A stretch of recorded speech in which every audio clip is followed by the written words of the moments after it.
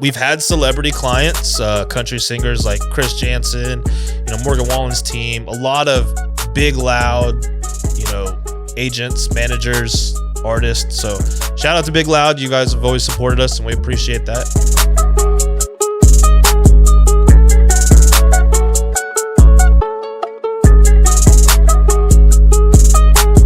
All right, what's going on, guys? Welcome back to the Simply Winning Podcast. It is season 2, episode 7. We have a really exciting guest today. It's going to be great. His name is Anthony Vasquez. Correct? That's correct. And this guy's journey is crazy, which we're going to be going into a lot of different things. If I'm correct, you were a sheriff. Then you went to the U.S. Navy. I was in the Navy first. Then a sheriff. Yep. Then you worked for a company called Cintas. Yep. And then now, which is the really cool part, as you can tell, Music City Timepieces here in Nashville. Correct. Yep. He's doing it different in Nashville. There's not really anybody who's doing it like this guy.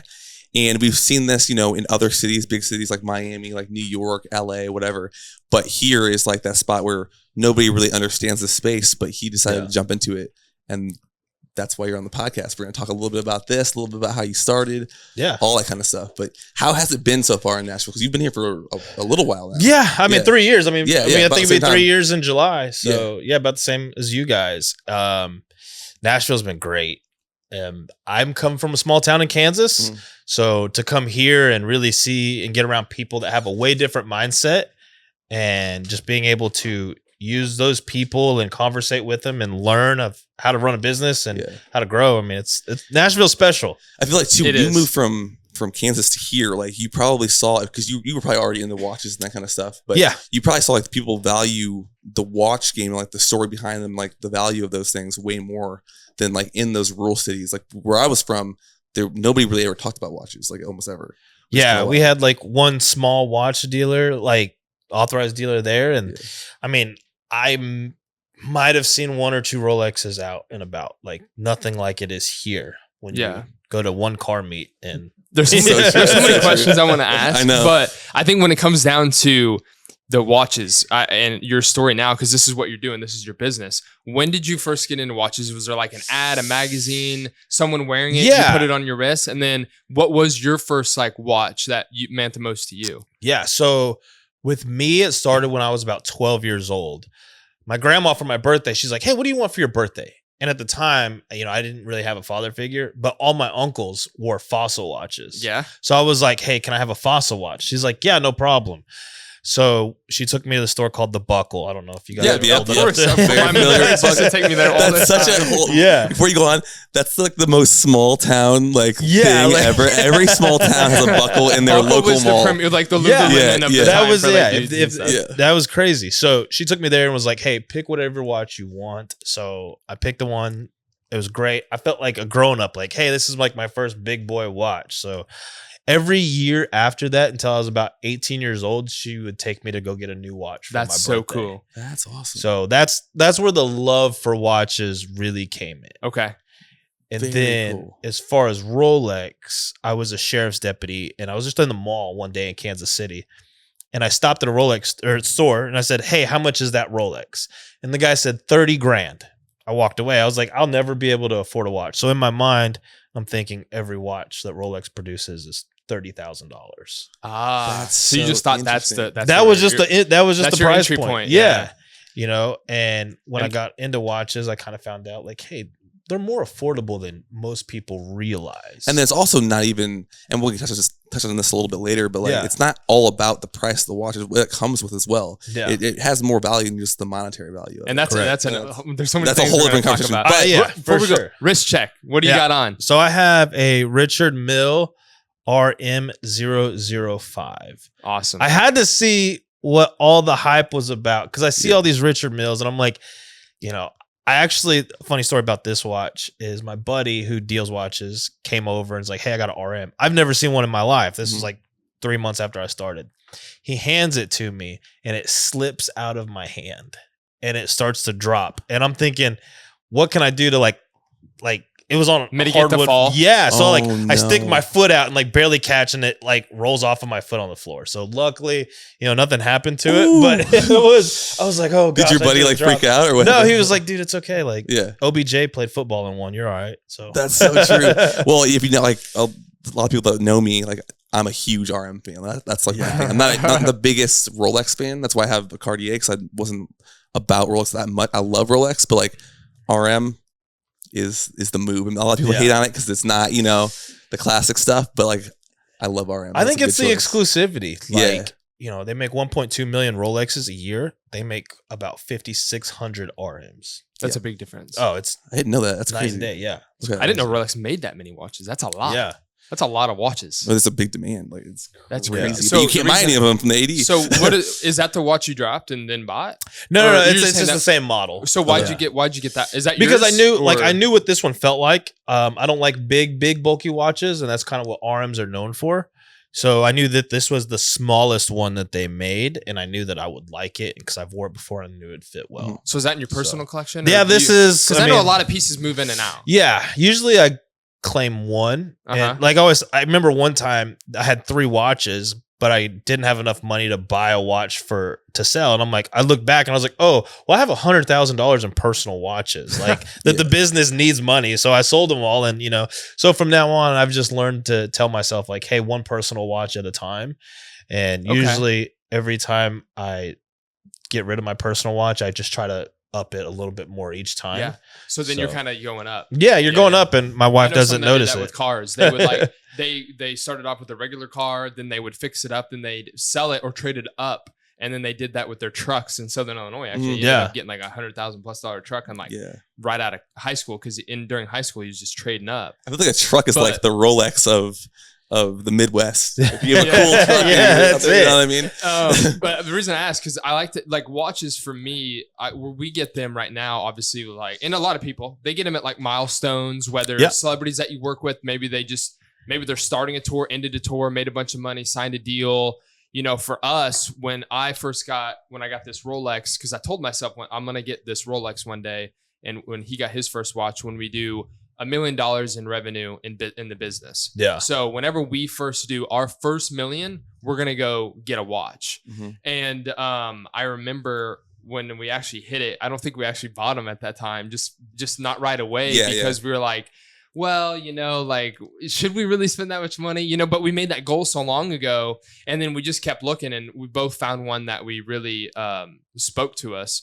So I got this, but I also have the Santos. So we got the Santos because we looked at them years ago. Yeah. And we were both holding. We almost got them at the Cartier store, and we're like, we're gonna get these because one, we both just really, really like them, and we were like, nah, let's not. So we waited a whole year and let the business grow even more, let our personal finances build up even more. And so, because how we work here at Brotherdale, like for him and I, and what we talked about before the podcast, we've invested heavily back in the business instead of just taking a ton more home, because at the end of the day, our big vision and playoff is the end goal.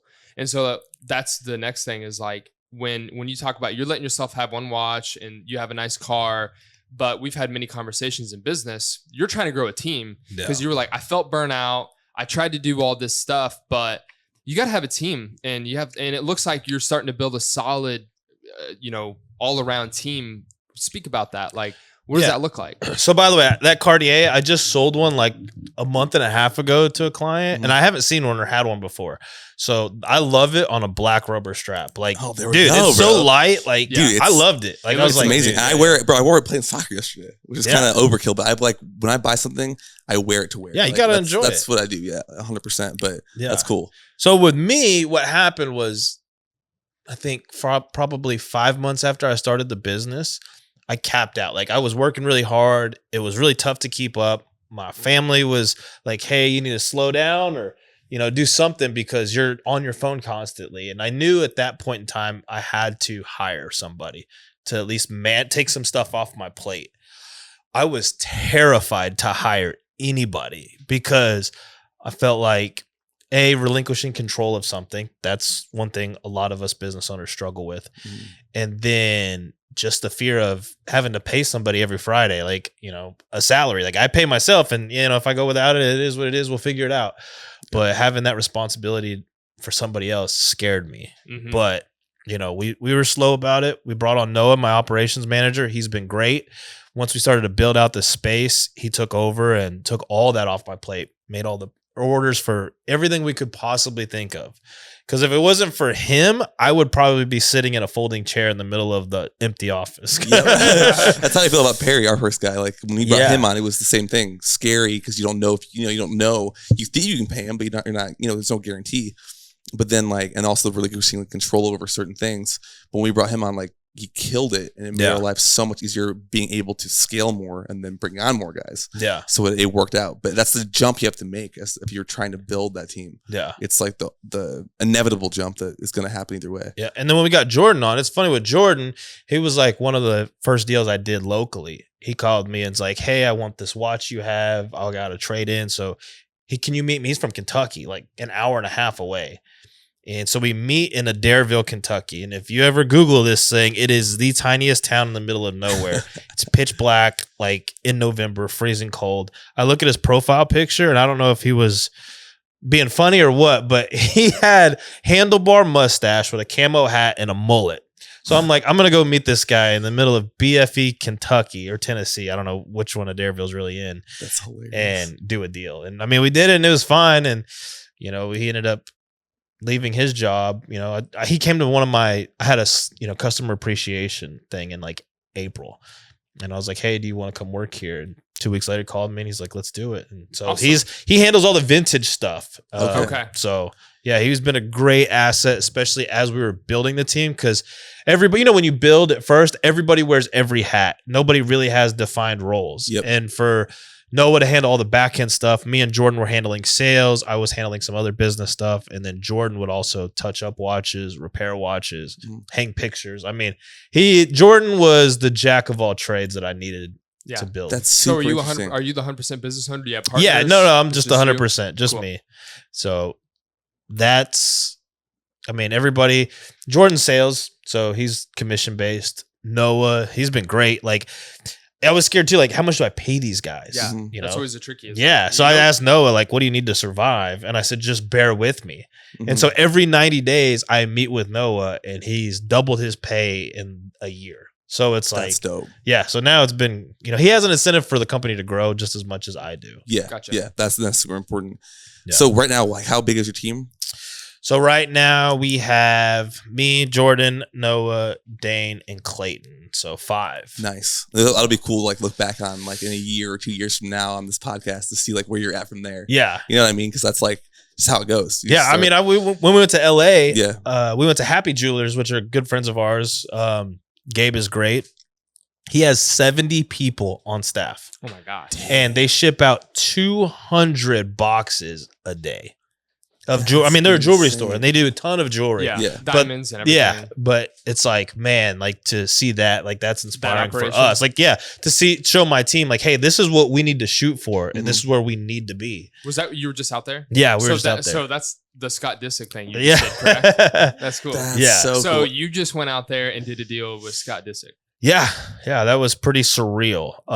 We've had celebrity clients, country singers like Chris Jansen, you know, Morgan Wallen's team, a lot of big, loud, you know, agents, managers, artists. So shout out to Big Loud. You guys have always supported us and we appreciate that. But this was like the first like LA trip that we've done. Yeah. You flew your team out there. Was it one of you 2 or 3? Yeah. It was 2 of us and then our videographer. It was weird because like Thursday night I went to a movie with my wife and my daughter. And then when we got home, we're sitting in the kitchen. I'm just looking through my phone and all of a sudden it said, you know, let the Lord be with you, wants to message you. And I'm like, who's this? And I click and it's Scott Disick. And I'm like, he's got a lot of followers, dude. Yeah. So I just like, kind of was like, is this real? Like, or is this a fake account? Like, I don't know. So I showed my wife and she's like, is that really Scott Disick? So back in the day, my wife was a huge Kardashian watcher, like most women were. Yeah, of course. So it was pretty neat. And so we just text back and forth, you know, settled on a deal and told him we would fly it out there and get some content. And he was super cool about it. And that's awesome. So the next day we're booking we get to the office. That was Thursday. Friday we get to the office. We could jump on a phone call with him. And he's like, hey, I told Noah, hey, let's book flights and let's get it done. Did you already have the watch? Yeah, so it was my personal watch. So I had that watch for like 3 or 4 months and I loved it. But then, once I get my heart set on something else, there's no rash. Like that thing's got to go. And, that's you got to sell. Yeah. So for the fact that it went to him, like that was pretty neat. Yeah. Scott was amazing. We went to his house, showed us all his cars. Hey, whatever you want, just, get in them, look at them, opened up his home, let us just film and took pictures with us. Shout out to Scott. He was great. We loved having him. And dude, that's so cool. That's like the beginning. Like you're going to have so many different people. And he's already had a lot. I know. Yeah. Like you're already like, who's some of your favorites that you get a. So my first one was Chris Jansen. He sings the song "Buy Me a Boat." That's like his huge hit. So at that time I was still dealing out of my house and I had all my watches on Marketplace. And all of a sudden I just get a phone call and he's like, hey man, I'm interested in your Pepsi. And I'm like, okay. Wait, Chris Jansen called you off. Yeah. And I'm like, who is this? He said, awesome. Chris. I said, Chris, like, do you have a last name? Because your voice sounds really familiar.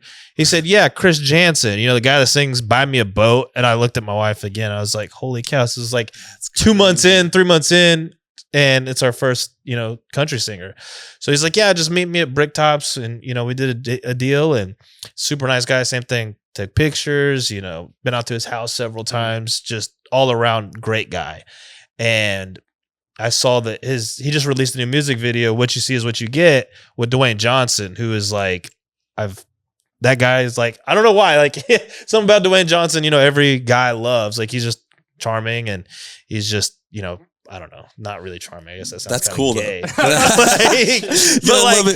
think a lot of guys Dwayne Johnson. So it's like to see that they're friends. I'm like, that's awesome. The 1 degree of separation from meeting Dwayne Johnson. Where in the video? Do what? Chris Johnson wore it in the video? No, Chris Jansen wore the sub that Jansen, I saw. Yeah, wore the sub in the video that they just shot with The Rock on their farm. Yeah, and you're like, oh, that's the watch. The Rock is like he's a guy like I would say I don't agree with him on all his like political stuff, but like his his life is really dope, and I think it does speak to like a lot of dudes. Like, I think too, like the fact the hardworking part, like 100%, and then the fact that he gives back so much, I think that is a big deal to me. And his story from like starting nothing. And exactly. Here in Nashville, actually, he went to high school here. Which is wild. Wait, I didn't know that. Yeah. Wait, he went to high school here? Yeah, he went to high school with Struggle Jennings, which is Waylon Jennings' grandson. Wow. So that's super cool. So this is a little off topic, not really, but when you're hiring these guys, is it tricky to find and I'm sure it is, to find guys that like, obviously know about watches? You have to find somebody that's obviously trustworthy. Yeah, trusting. Can you like mold them into certain things? Like take somebody who's not as familiar with watches, or how's that process? Tried that. Yeah, like somebody, because you have to really have a passion for watches to really want to be in the watch business. Yeah, like I was talking about you earlier, we had a car guy who was a videographer, shot great car clips, but couldn't translate that into watches, so we had to let him go. So now, like everybody I've hired, Noah was the only one who knew absolutely nothing about watches and still doesn't. But he's managed artists, so he knows the backside of business. And at first he's like, hey, I want to sell for you. And then once we sat down and talked, I'm like, but it's like, you don't know. I don't need anybody to sell. I'll sell. I need somebody to do websites, build our Shopify account out, build our office, like all that stuff. So do people buy off Shopify? Just buy a watch and I'll wake up in the morning and all of a sudden we'll have a transaction that went through that night. What's the shipping on that and the insurance like on?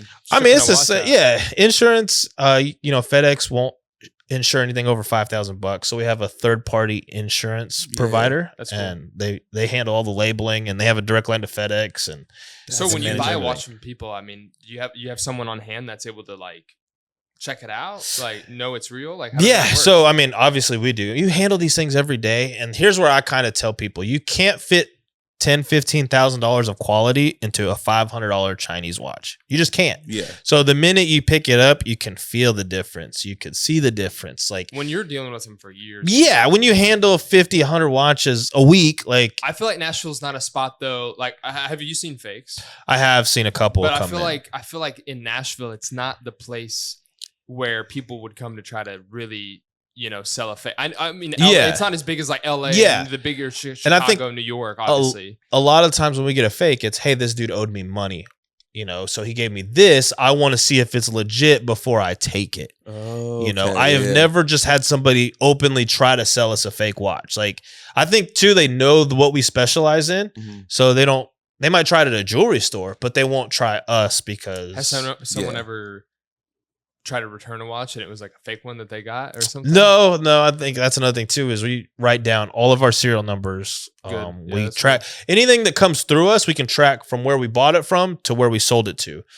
We've had clients that have sold watches that we've sold to them, to other people, and they'll call us like, hey, did you sell this watch to so-and-so? And I'm like, well, what's the serial number? And I'm like, okay, yeah, that's their watch. If that's the watch they're selling you, it came from us. Gotcha. That's very cool. Yeah. So okay. So you're sitting here now. You got the arm on your wrist. You're doing your thing, but you're 35, so you obviously lived a bunch of life. All the way up to this spot.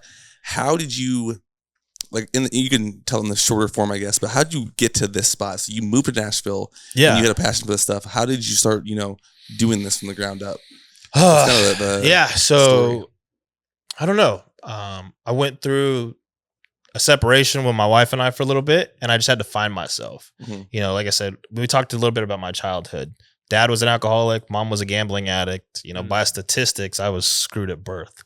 Yep. And I think for me, when we went through our separation, I said, what do I do? Like, I don't really understand what to do at this point. And so I got invited to church, which led me to talk to a pastor and led me to a counselor. And he's like, dude, you need to talk to this counselor. He'll change your whole life. So I said, okay, it's $200 an hour, mind you, like out of Miami. Is that outside of the church? Yeah, outside of the church. Okay, he said, church was no. So he's in Miami. And so I'd start counseling with this dude, like intense every week. Is it just you or the marriage? Just me, separate. Gotcha. And I find out like what I think is normal isn't normal at all. It's just normal to me because it's been my life. Mm-hmm. And so once you start to unlock those things and really open your mindset to what you're capable of versus, my entire life, my whole family, they've worked in factories or, some blue collar job, which, hey, great. Happy for anybody who does that. I just wanted more for myself. I didn't want to live paycheck to paycheck. I didn't understand how money worked or how transactions worked between people. Mm-hmm. And once I unlocked that part of my mind, like, hey, your time is valuable. Hey, you need to love yourself. Hey, you need to do these things to be successful. Like that was it. After that, started the business. Well, actually, hold on. Fast forward. My birthday was August. My wife, and I were working things out. And she's like, what do you want to do for your birthday? I was like, I want to go skydiving. So she's like, okay. So we go skydiving. Here? Yeah, here in Nashville, Music City skydiving. Which one did you go to? Music City skydiving. Okay, cool. And that was in August. And I told myself, I always wanted to start a business. I always had all these ideas, but I just never did it. After I jumped out of a plane, I said, what's the worst thing that could have happened? The parachute wouldn't have opened, then I probably would have died. Mm-hmm. Okay, what's worse than death? Nothing. I mean, because that's the end. So it's like, if I start a business and I lose money or I go broke, like, okay, I can go make more money doing something else. Preach it. That's like, what that I'm was saying, it. Like, bro. that was it. Like, so how did you start it? So I just literally, I had no idea how to run a business, had no idea how to start a business. I just Googled how to start an LLC. That was literally it. People get too twisted, too complicated. Yeah. Like, hey, if you screw something up, I mean, you'll figure it out along the way. I didn't even pay myself for a while because I was terrified of taxes. So I called my CPA. Like, that was the first thing I really understood too, is if there's something you don't understand, ask. Like in the Bible, it says wise men seek counsel. And so that's what I would always do. Like, I didn't know anything about taxes or how to pay myself or anything. So what I do, I just look in the, Google CPA near me, and that's what we got. Like, called a couple people, and the first one that said, yeah, we'll take you on, and, cost this much a month. And I said, okay. So that's dope. But yeah, I mean, you're right. Like people do, when they're starting a company, they confuse all this stuff. They make it too big of a deal. It's like, no, you just do stuff. Yeah. You just start it. You don't need your website up. You don't need a business card. Yeah. You just start doing it. And then you figure out everything else, because you'll mess up. You're going to mess up no matter what. It doesn't matter if you knew everything already. You're going to mess up. So just forget that and just start going for it. And that's, I think the biggest thing, it's kind of like having a baby. There's never a perfect time to have a baby. There's never a perfect time to start a business. There's never a perfect time to buy a house. If we always waited for the stars to align and everything to be perfect, nothing would ever get done. Yeah. And so that's kind of why I just jumped in and ran with it. And just That's said, cool. see and what everything happens. else is good. Family's good and all that. Yeah, everything's good. That's awesome. Praise the Lord. Yeah, I've been grateful. That's awesome for sure. So that's cool, man. So before you went to church and all that, did you not have a relationship with the Lord at all? I did. Okay. But I was really lost and I was really broken. And it's crazy because my friend had sent me like this daily, the daily word. Like a devotional. And I scrolled down the bottom because I'm like, well, I know it didn't come from him. So who sent this? Mm-hmm. So I scrolled down the bottom. It was Danny Spano of Long Hollow Church. So I called him and I said, hey, I know you don't know me and I don't know you, but I'm lost. And he's like, come to church on Sunday.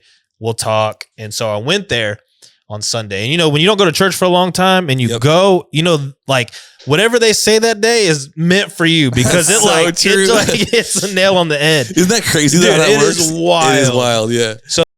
So guest who was the youth pastor there, and his name was Chef. And so he did a sermon on loving yourself.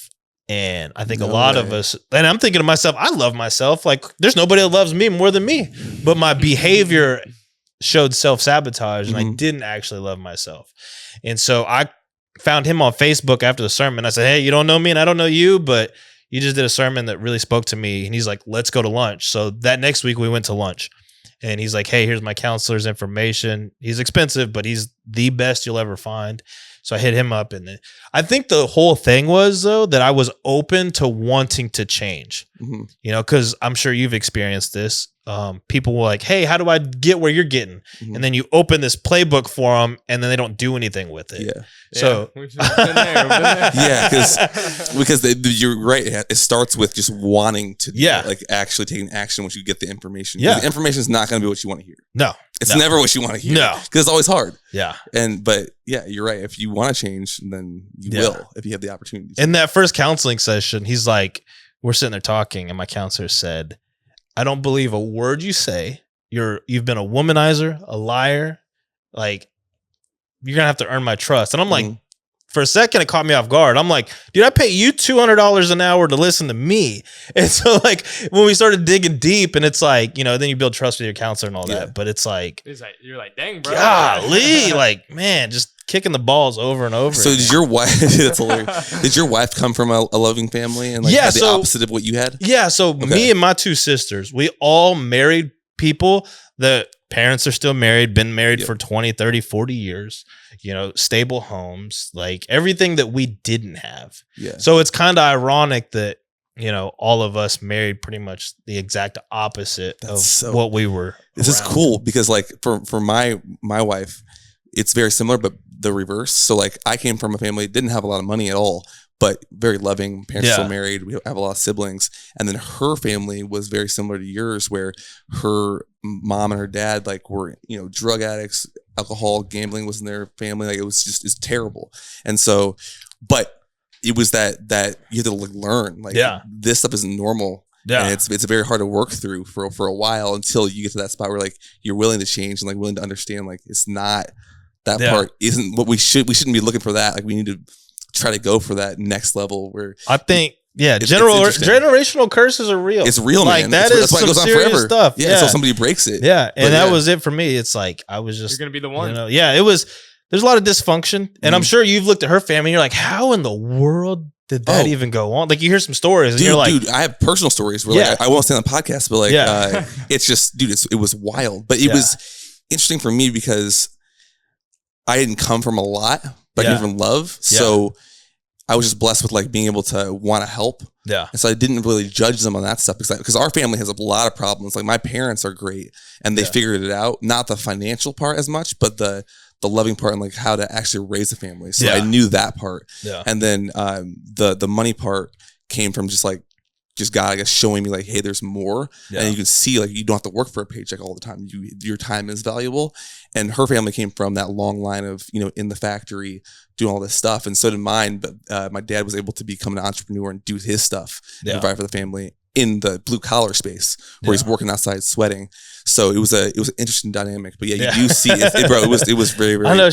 My wife tells me all the time, she's like, so this and this happened. And I'm like, yeah, it's just the way it was. And she's like, that's that's completely not the way it is. Like you just become numb to it because that's your normal. Yep. You know, it's the wildest thing. And, you know, luckily for me, we've been successful. We've had a, you know, good relationship. That's awesome. We've worked on it. I mean, we're together for 11 years before we got married. Wow. So, See, I thought my story was crazy. That's wild. Yeah, dude, it was. So, does she work or? Yes. No, my wife's very successful, you know, and that's what happened is she outgrew me and I was still here and she was here and she was trying to pull me along and I was like, I was struggling. Like, it was like this power struggle. She's like, hey, I want you up here with me. And I'm like, no, I'm having fun down here, partying, doing whatever I want.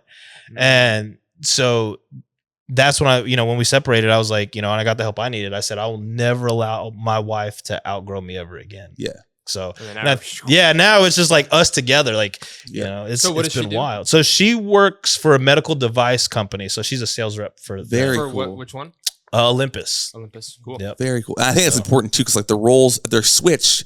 I feel like because the man needs to, and it doesn't matter what society says, all this bullcrap, but the man needs to, lead the family, and that's how it goes. So it definitely works out better, if the wife is at home, the kids doing their thing, but the wife's always leading. There's a big disconnect because you as a man, you want to be that guy leading, even if you don't admit it. Like it is true, So like that's really important. It's like in our DNA. It's like in our DNA. Every guy wants to come home and have their wife just idolize them. Like we want to be the best thing since sliced bread. Yeah. But like for me, I wasn't. Like you had to take a hard look in the mirror and realize like I was not the provider I was supposed to be. I was not the father I was supposed to be, and I really wasn't the man or spouse that she needed me to be. And so at first we would just fight back and forth about everything. And so I told her one day, I was like, look, I'm putting my sword down and I'm going to be the first one to make this move and I'm done fighting with you. So if you want to talk about something, we can talk about it, but you'll be fighting a wall otherwise. And so she's like, she softened up, like all the defenses came down and she's like, okay, now I can actually talk to this man and be heard. And so that was like the start. Women want to be heard. Yeah. Women want to be heard. They want to be seen. They want to be, loved. Yeah, loved. Yeah. And men and women have different love languages. Oh, 100%. Totally different, bro. They do. Yeah. These are things, like if you were talking to 18-year-old me, I would have no idea what you're talking about. This is like over the years, bro. Season 20. Yeah. 27-year-old, I'm getting a little older now, but no, that's true. Like girls definitely, like your wife wants attention first of all, but she wants to be valued. Yeah. I think women want to feel safe above everything. Yeah. Like if a woman doesn't feel safe, she can't be a woman. Like financially I think safe, like even just where they live safe. Like my wife is so like the reason she loves being high up in an apartment building instead of like a house. Like if we were to get a house and I'm traveling a lot for work, she's the only one in the house. She doesn't just feel as safe. It comes down to their environments, everything, man. They just want to be felt and I safe. think that's what's wrong with society, and that's what happened to me is women can't raise men. They just by themselves, they can't. And, I lived with my mom for most of my life. And my mom, due to her trauma, dealing with my crazy dad and all that, she's become so masculine. She doesn't have feelings. She doesn't show emotions. She's just extremely masculine. And so when women can't be feminine and they have to be masculine and then try to raise it just doesn't work. Like, it's very tough. We need that loving, nurturing mother side, and that's why God wants people to get married. But then it all happens for a reason too, because now you have all that knowledge, and then when you raise your kids, like it's going to be much different. You're like, so this is what happened to me. You don't want this, trust me. Yeah. And when I talked to my wife, and she's went through some trauma too, and she was kind of become masculine because I was an idiot and I was running around like partying, just being crazy, and so she had to like step up in a role and be like not the man of the house, but like take care of business. And I'm like, now she's like, hey, you can relax. Like I got it. Like I know, throughout the years I haven't been that person, but now we are. That's really awesome. It's been a crazy journey. Yeah. That's so cool. This is way deeper than I thought we were going to get. Wow. Hey, I can get deep real quick. Like I said, I'm always an open book because I feel like there's so much opportunity to really like people nowadays, like, young men. I have a 19-year-old that works for me and it's like, they just need so much guidance. And I was like, dude, I would just love to be able to create something where I surround myself with really good guys who then can help the next generation of men who didn't have that. Yeah. No, that's a good point. I mean, that's what I personally, I know you do too. Like that's the cool thing about our team. Like we have like Daniel's older, obviously, but like a lot of our guys are young, and like either our age or a little bit younger. And it's just cool watching them be able to like go into what they love to do and like show them like how you grow as a guy, not just in business, but like in general, you know. And that's a fun part. And it's cool looking back because like I remember when I was 20, just started in this industry and doing my thing, and you can like there was nobody to lead the way then. Yeah. So now when you get to a spot where you can like start giving it like, hey, I'm going to save you so many years of like problems. You know what I mean? Yeah. Which is cool if you believe it, you know, and if you want to actually change and like do this stuff. But and I thought that's what's super cool. Like when we met at the car show, I'm like, man, these guys are so young and they're just hustling and they're just out here getting it. Like, how can I help them? How can they help me? Like, how can we work together and really grow a brand? No, totally, bro. And it's never about like a lot of people, and we were talking about this with Matt earlier, but it's like not about the money. It's not about like always trying to get something from somebody else. It's just like help. Yeah. You know, because if you can just do that, like eventually there'll be a deal where like, hey, we're all going to benefit from this. Or hey, you're going to kill on this thing. It's going to be your thing and we're pumped for you. Like that's just how it goes. It has to be that way because that's just how really good relationships kind of flourish, you know? And that's one thing I realized too about Nashville is the business community is so tight. Yeah. Like, so my videographer follows you guys. Patrick Relives or Patrick Makes. Yeah. That's dope. So he was like, I didn't know he's your videographer. That's okay, cool. So he was like, dude, when I saw you like at Brother Dale, I'm like, oh, there goes my job. And I was like, you know what's super cool is like they're doing something a little different, you know, and you know, but it's a connection. Like, hey, if you guys ever need help with anything, like you guys can help each other. If, you know, like or people that we meet like might want to watch, and like we're always trying to connect, bro. I love just connecting people with other people. Yeah, it's just that's the fun. Yeah, when someone needs to watch, like we know. Yeah, bro. Like that's the best part about this stuff. Like it's not all about just being able to name drop or do an Instagram post. It's really cool just to be able to like make different relationships happen. It's been so cool because you, I feel like when did you really start hitting social media hard? It's been probably the last year. Yeah, when I hired Pat. About a year ago, right? Yeah.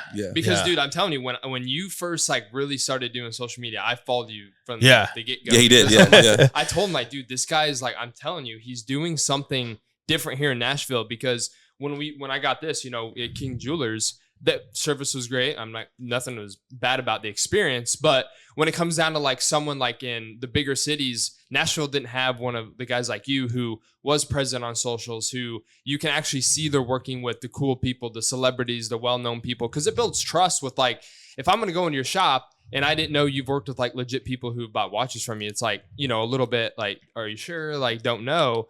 But the stuff you've been able to do and showing the behind the scenes, that's one of the reasons I love following you is you'll like make a post about like, I don't know, late at night, or it's like the sunrise and we're up and at it because of this, or you posted about troubles of you lost money or like whatever. I just think you show everything, which is super cool. I feel like, go ahead. It was really smart that you brought on somebody to document that stuff too, because a lot of people don't see the value in that. Yeah. That's a big problem, especially in like, not just the watch industry, but like a lot of industries where they don't document and like try to build that presence, because that is people buy from people they know. Yep. And if they feel like they know you on social media, then you're gonna already have the head start. Yeah. I had a guy stop by my shop yesterday. He goes, dude, we were in Middle Tennessee. I'm from Memphis. Mm-hmm. He's like, I just had to come by your office. And he's like, I've been following you since you had like 100 followers. And he was just geeking out over the whole thing. And, you know, when he left, he's like, we're looking for this watch, you know, let me know what you have.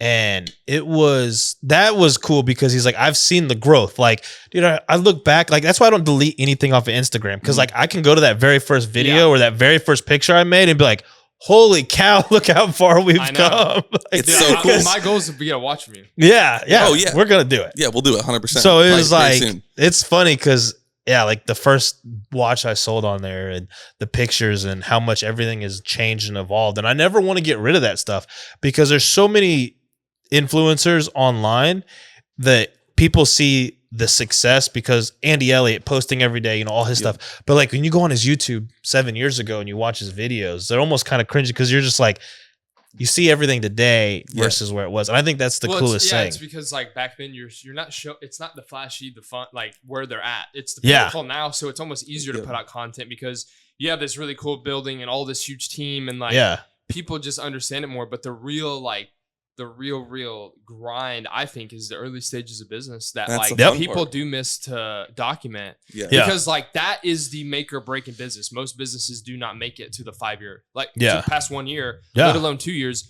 I think it's like like most businesses don't even generate. I'm not talking about take home or saving. I'm saying like generate $1 million in the first. They said 96% of businesses do not generate more than $1 million in revenue. In the first 5 years, right? Yeah, or like ever or something like ever. Like Michael Burt said, like he's a good business coach too. Yeah, he said a new place here in Nashville. Yeah, he's like, I went out there to this cabin. Did you? Yeah, it's pretty dope. Sick. So he's like, how can you make $1 million if your business doesn't even generate $1 million? Exactly, and 96% of small businesses never generate. Oh, well, I think it's like, I don't know the percentage, in but 1 year. like a lot of them don't even last past 3 years. Yeah. No, which is wild. 1 year, bro. Yeah. Oh, is it 1 year? Yeah. And then 2 years is crazy. And then 3 is like really rare. Yeah. Like our 2 years coming up in September. And thank God, like it's crazy because I remember when I made that post and like we started September of 2022. January of 23. So what, 5 months later, we hit $1 million in sales. Yeah. Like that. And how many? That's fantastic. In 5 months. 5 months. That's awesome.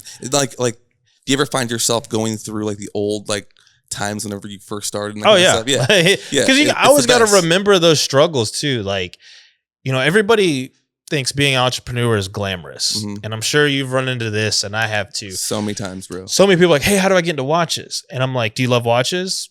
Kinda. And it's like, no, I got into it for the watches itself. Mm-hmm. I mean, the cars and the watches and all that, like that's all fun. But if you don't, dude, I feel like there's not money in watches unless you're into watches. Yeah. Like I don't know what margins and all that stuff look like, but I feel like you really gotta love and do the hustle. Yeah. Because it's not like you can you could hate crypto, but just try to trade it and make some money. I know it's hard. I'm not saying, but I'm saying like say it was equal playing ground. Yeah. But like the watch scene, I feel like, you gotta. There's so much to know. And I think that's where a lot of people think entrepreneurs, they see the lifestyle, but they didn't see the last 5 years. They just see the end result. They see the car, the watches.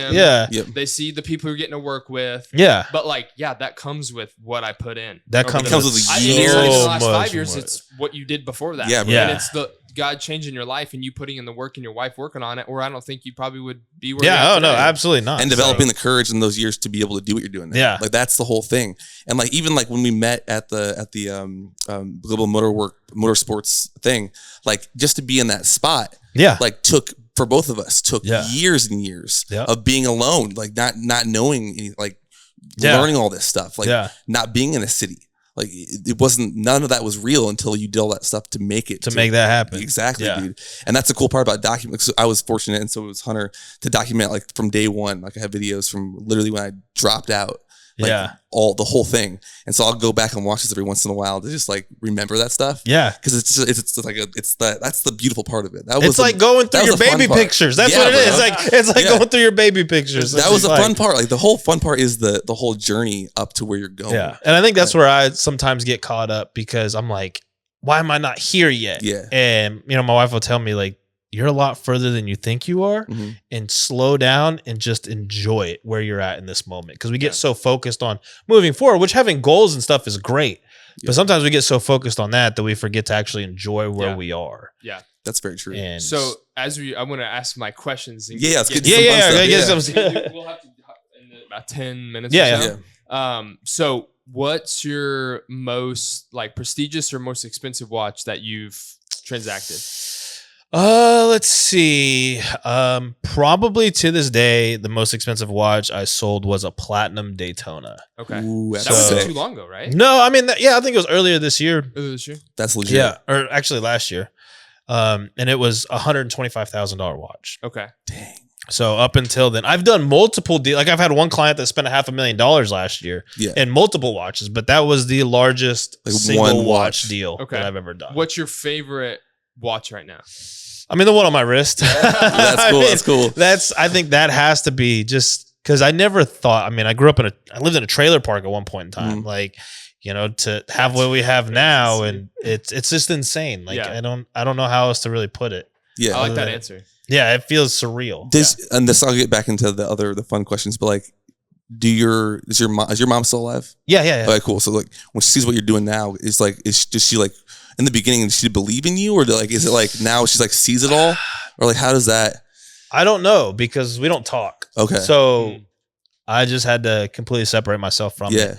I remember one time, I mean, this is recently. I tried to talk to her about a year ago. And I told her, I said, I'm making enough money that I can finally buy like a Lamborghini or an R8. And she said, why do you care about that stuff? That's materialistic. Like, why? And it's like, it kind of shut down my dream. Like in my head, I'm like, I'm just trying to tell you my dream. And you're just saying you don't believe in it. And that's when I kind of sat back and I looked at my wife and I'm like, I don't think she can't think about like what we have or understand. So it sucks, but it's like, you know, because I think the biggest thing I ran into with Autumn's family is whenever I first met her, I didn't have anything, but I was doing things, and people assume that with money, and it's not always the case. But they didn't like that side of it. They think like you're materialistic or you're cocky or whatever it is. You're a narcissist because you are trying to do this stuff to better yourself, and it's really not that. Like if you buy a nice watch or a car, it's not always about trying to look rich or trying to look a certain way. It's like, maybe I just love this stuff. Like this is a really cool thing that I'm passionate about. Yeah. And it comes with the territory of it all. I think to me, it's like, I always say, like the people that don't like you are going to think you're flexing, but the people who truly know you and seen what you've done and the hard work you've put in to get there, they're clapping and they're congratulating you because they understood what it took to get there. And I think, I mean, if all of us had $5 or $10 million, I mean, you telling me you wouldn't drive a Lamborghini if you could? Exactly. Like, Yeah, no, 100%. Or you wouldn't, you know, whatever it is you're passionate about. If it's dogs, like you're telling me, like, if you couldn't build a humane society for dogs, you wouldn't do it. Or if you couldn't build an orphanage, you wouldn't do it. Or whatever. Horse, whatever it is that you love, like you would want to show, hey, look, I can do this, like because of all the hard work that I've done. Yeah, and most of the time it's always punching up. Yeah, they're always punching up. I've never even met, and we've met a lot of successful people, but nobody above us has ever put you down. No, never. They're always like, yeah, you're gonna get there. You're gonna keep doing your thing. Like that's the cool part about it. You gotta understand that. Okay, so you did the most expensive watch. What's like the watch that you sell the most? Like what's the one that everybody's like trying to get to, or type of watch or brand, whatever it is. The Rolexes are bread and butter. We sell 1,000 Rolexes to one other watch, you know, whether it's Omega, Breitling, Tudor, whatever. So Rolex Submariners, I mean, because people look at like, hey, if I need to sell it, you know, if down the road, what's the easiest watch to sell? And it's like, oh, a Rolex Submariner, a Rolex GMT, or a Rolex Datejust. Like Rolexes are they're as good as cash. Like a staple. Yeah. So when I met Scott Disick, and you know, at that point I was expecting him to shoot me a wire, or, you know, whatever, and he's like, hey, you want this watch? And it's like, yeah, I'll take it. It was a gold Date 8, which I have in stock. So if you want Scott Disick's watch, let me know. That's crazy, actually. But he's that's like, awesome. Yeah. So he's like, it's as good as cash. And I was like, yeah, this will work. So it ended up being a great deal on both of our parts. That's really cool. So like you can transact in watches just about as easy as you can with cash. Yeah, I think what's his name? Vukum really showed that like at a bigger scale on TikTok. Yeah, who he goes around and like flips watches and does all this stuff. It shows you like there's so much value in this thing if you have the right. It's the right connections and the right presence and reputation. You can go far in this business. So, lastly, any big events? I know you're trying to work on some cool stuff here in Nashville. Anything that people can look out for? No, I mean, besides obviously check out your shop. But the shop. So September, I mean, we don't really do anything in the summertime. Everybody's so busy traveling and all that. But September, we'll do like our 2-year. So we'll do that. We'll invite you guys. Yeah, for sure. It's like a car show. Soon. It's crazy. Yeah. Heck yeah. And then Christmas. So I know what it's like to grow up without Christmas presents on Christmas morning. I know how tough that can be. So my biggest thing is we do a huge Toys for Tot drive at Christmas time. So I'll have a party, catering food, and invite a bunch of people over, and we just stack toys to the ceiling. Let's go. All right, the brother Delphin's going to come through and bring some toys. That's the biggest thing. Like I promote probably that more than anything. Yeah, that's cool. I think that's where my heart's at, and that's how I give back. That's awesome, man. Well, that's why you're going to win though, because it's not always about all the glamorous stuff. It's literally like if you can just want to give back and want to show people this stuff, like you're going to be successful. Yeah, so sure. And thank you for your service. Better known, which is great. Yeah, fantastic. What branch? So I spent 7 years in the Navy. Mm-hmm. Very cool. So I joined when I was 17. I got out when I was 24. And then you became a sheriff for? Yeah, so I was in the Navy for a little bit.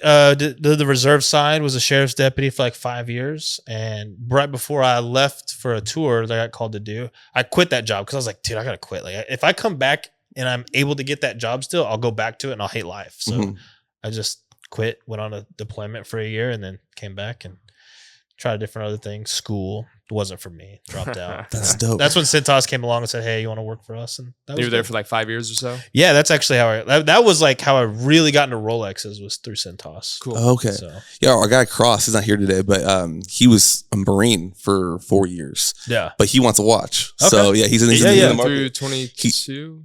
Yeah, something like that. Yeah. Like that. But he just canceled it. He ordered I don't know why he went on StockX, but he bought a Cartier, Santos. StockX? Yeah, bro. Yeah, he did. But he canceled it. Hit me up. We get crazy deals on Cartier. Okay. Like wild deals. All right, cool. That's what we should have done. We way overspent on this. Now you know. Like, hey, you didn't know before, but now you know. It wasn't a waste. Yeah, I think no, it was a great moment. We bought it in Vegas after Super Bowl. It was a blast. Nice. So it was super fun.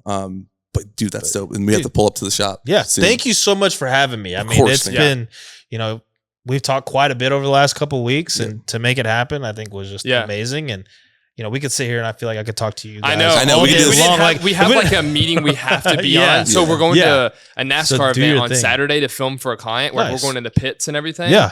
Well, their mandatory thing is we have to be on this 30-minute meeting to learn like the rules. And if you don't show up, they won't give you your credentials. Yeah. So if we're not present on the Zoom, they won't give us the pass. And our client would not be happy if we didn't. All right, well, do your thing. I'm out of here. Dude, everybody, let's go. Check out Music City Timepieces. Yeah, we'll do a part 2 later on, and we can check out where you're at and all that stuff. So he'll be wearing like, I don't know, two Yeah. Peace.